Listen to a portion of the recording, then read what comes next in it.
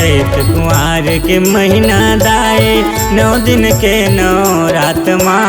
9 दिन के 9 रात माँ दाए रह गयो मैं उपवास माँ भूख नहीं लागे ओ दाई प्यास न लागे तुर दुआर माँ भूख न लागे ओ दाई प्यास न लागे तुर दुआर माँ। चैत कुमार के महीना दाए 9 दिन के 9 रात माँ 9 दिन के 9 रात मनाए रह गयो मैं उपवास ना भूख न लागे वो दाई प्यास न लागे तुर दुआर माँ भूख न लागे वो दाई प्यास न लागे तुर दुआर माँ।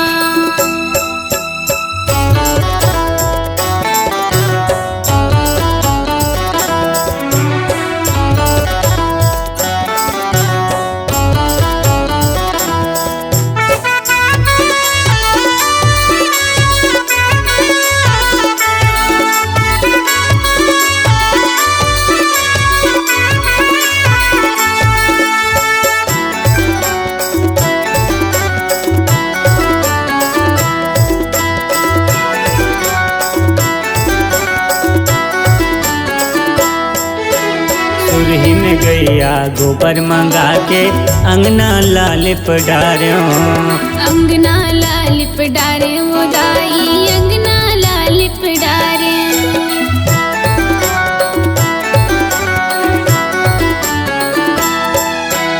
जे अंगना माँ दाई बैठे दुख पीरा बिसरायो दुख पीरा बिसराए वो दाई दुख पीरा बिसराए मैं माथ नवावा ओ दाई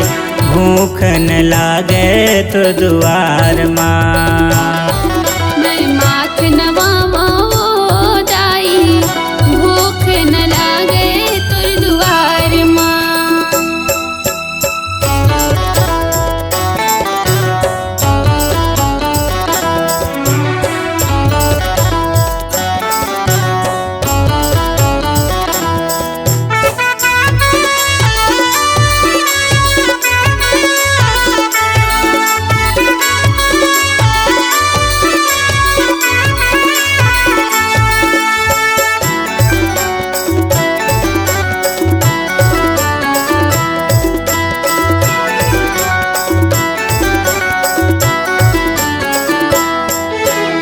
आरुग दोना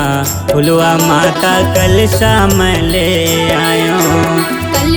मैं ले आए वो दाई कल मैं ले आए